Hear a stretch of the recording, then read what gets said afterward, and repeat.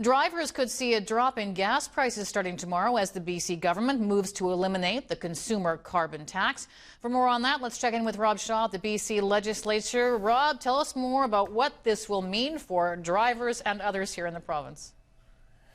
Well, Stacey, in theory, you boil this all down, and what we're talking about is the price of gas dropping tomorrow with the elimination of the carbon tax. Maybe.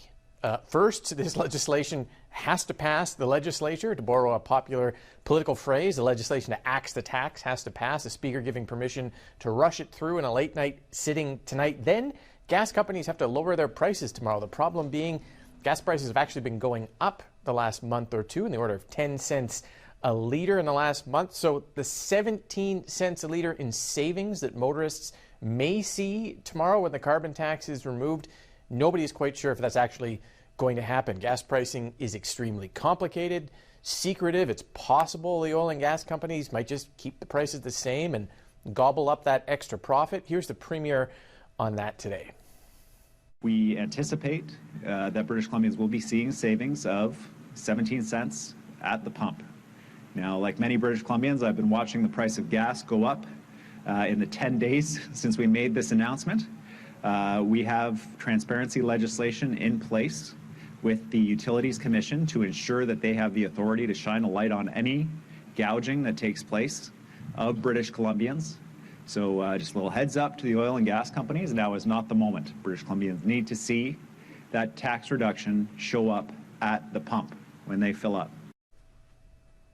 Prime Minister Mark Carney ended the federal carbon tax earlier this month. BC's move will leave a $3 billion hole in the provincial budget. And the Premier says he'll chip away at that by cutting climate programs, starting with the $1 billion annual climate action tax credits for low-income households. The BC Greens not supportive of that today, saying pollution is rising and climate change remains a crisis. The BC Conservatives, who've been calling for a couple of years now to scrap the carbon tax, say they're worried the legislation gives the Premier the ability to bring the tax back in the future. Here's that. What we're looking for is in the legislation that there would be an actual alternative approach to dealing with carbon emissions to replace if you're going to take out the consumer carbon tax, what are you going to replace it with? On whole, we're looking to get rid of the carbon tax. We'd like to have gotten rid of it months ago.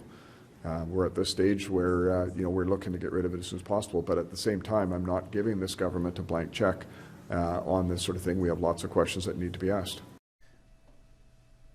The debate is still happening at the legislature right now. An interesting subtext here. The Greens have a deal with the NDP to support the government on confidence matters. The Premier today declaring the carbon tax bill a confidence matter, and the Greens saying, we don't agree with that and we are not going to vote with the NDP on that. So we'll see how that plays out tonight.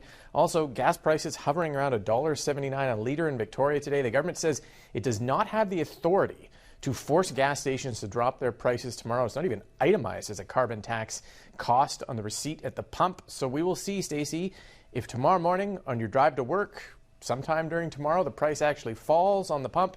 If not, there'll be a lot of questions here to the government about what is going on.